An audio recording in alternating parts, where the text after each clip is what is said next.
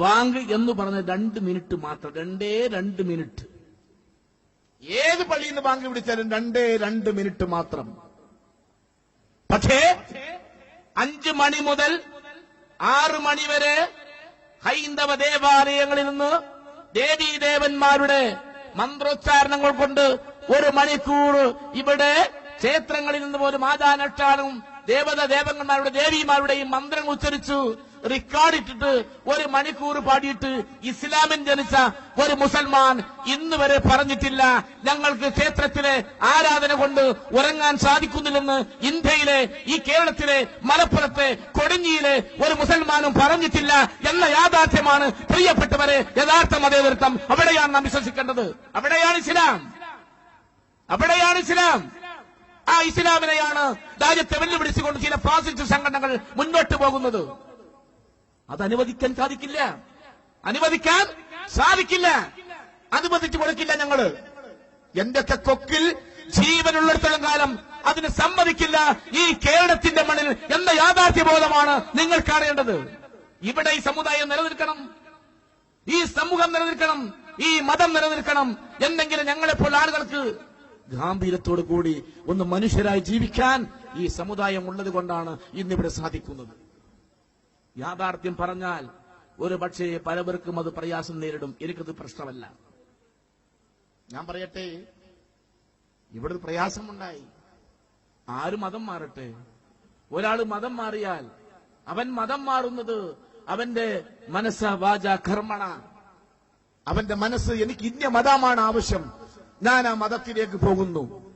അവൻ ആ മതത്തിലേക്ക് പൂർണ്ണമായി വിശ്വസിച്ചു പോകുന്നു. അവൻ കൺവെർട്ട് ചെയ്ത് മതവിശ്വാസിയായി ഇസ്ലാം മതവിശ്വാസിയായി മടങ്ങി വന്നാൽ അവൻ 2, 3, 4 കുട്ടികളുണ്ടാവും. ഭാര്യയും 1 കുട്ടിയുണ്ടാവും. ഭാര്യയോട് പറയുന്നു, ഞാൻ ഇന്ന രീതിയിലേക്ക് പോയിട്ടുണ്ട്, നീയും കുട്ടികളും തീരുമാനം എന്താണ്? ഞാൻ ഇങ്ങനെയാണ്.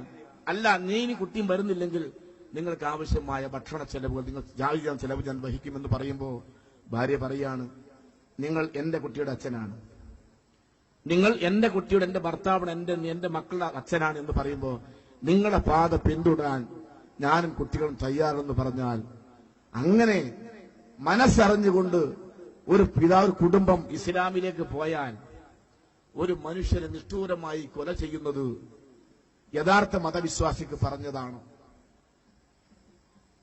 അങ്ങനെയാണെങ്കിൽ ഇന്ത്യയുടെ മണ്ണിൽ തമിഴ്നാടിന്റെ രാമേശ്വരത്ത് 100 കണക്കിന് പട്ടികജാതി കുടുംബങ്ങൾ ഇസ്ലാം മതം സ്വീകരിച്ചിട്ടുണ്ട്. അവരെന്തിനാ ഇസ്ലാം മതം സ്വീകരിച്ചത്? എന്തിനായിരുന്നു? അവർ ഗൾഫിൽ പോയിട്ടില്ല, സൗദിയിൽ പോയിട്ടില്ല, ഇസ്ലാമിക രാജ്യങ്ങളിൽ പോയി പണിയെടുത്തിട്ടില്ല, വിശക്ക് പോയിട്ടില്ല, ജോലി ചെയ്യാൻ പോയിട്ടില്ല.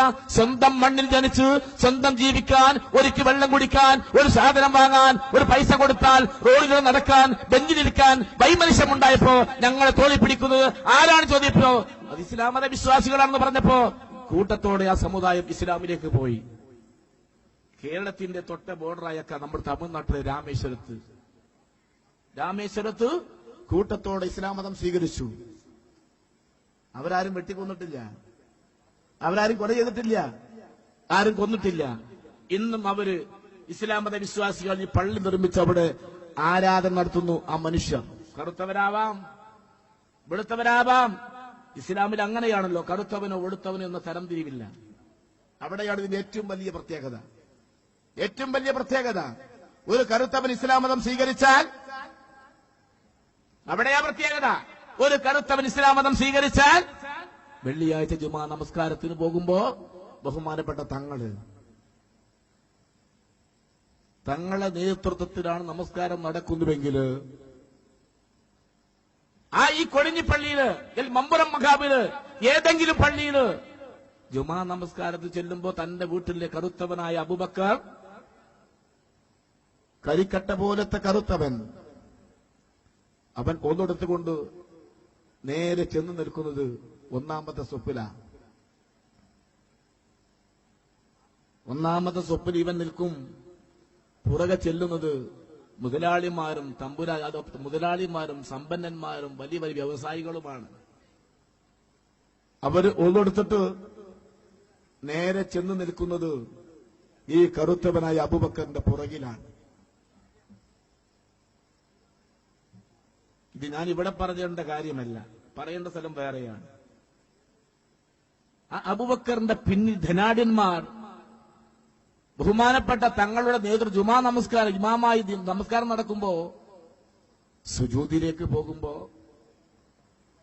ഈ കരിക്കട്ട പോലെ കറുത്തവന്റെ അബൂബക്കറിന്റെ കാൽപാദം ചുക്കിച്ചുളിഞ്ഞ് ചെരിപ്പെടാത്ത തൊലി പൊളിഞ്ഞ കാലിന്റെ പാദം മുകളിലേക്ക് ഉയർന്നു വരുമ്പോ ധനാഢ്യനും സമ്പന്നനുമായ മുതലാളിയുടെ തിരുനെറ്റി ഈ കറുത്തവനായ അബൂബക്കറിന്റെ തിരുനെറ്റിയിലേക്കാണ് തന്റെ തിരുനെറ്റി ചെന്ന് കുത്തുന്നു, സുജൂദ് ചെയ്യുന്നുവെങ്കിൽ ഇസ്ലാമിൽ കറുത്തവനോ വെളുത്തവനോ തരംതിരിക്കാത്ത ലോകത്തിലെ ഏകമതം ഇസ്ലാം മതമാണ് എന്ന യാതൊരു സംശയമില്ല.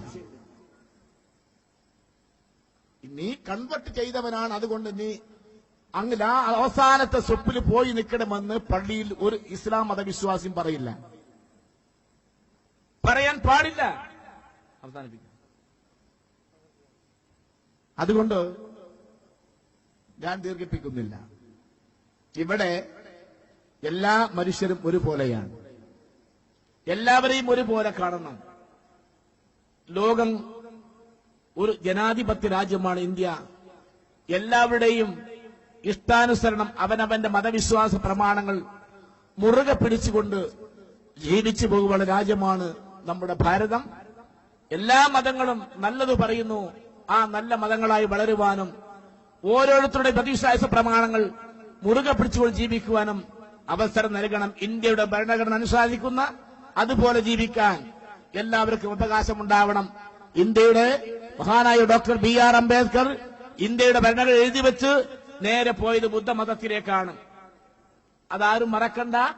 അപ്പൊ ഇന്ത്യയിലെ ഏത് മതം സ്വീകരിക്കണമെന്ന അവകാശം ഓരോ ഇന്ത്യൻ പൗരനുമുണ്ട്. അത് നിലനിർത്തിക്കൊണ്ട് തന്നെ ഇന്ത്യയുടെ ഭരണഘടന ഭേദഗതി ചെയ്യാതെ ഒരു സമുദായത്തെ മാത്രം ക്രൂശിച്ചുകൊണ്ട് ഒരു ഇന്ത്യൻ ഭരണകക്ഷിക്കും ഒരു ഭരണഘടനക്കും മുന്നോട്ട് പോകാൻ സാധിക്കില്ല. ഓർമ്മയിരിക്കട്ടെ. എല്ലാവിധ ആശംസകളും അർപ്പിക്കുന്നു. നന്ദി, നമസ്കാരം, ജയ് ഹിന്ദ്.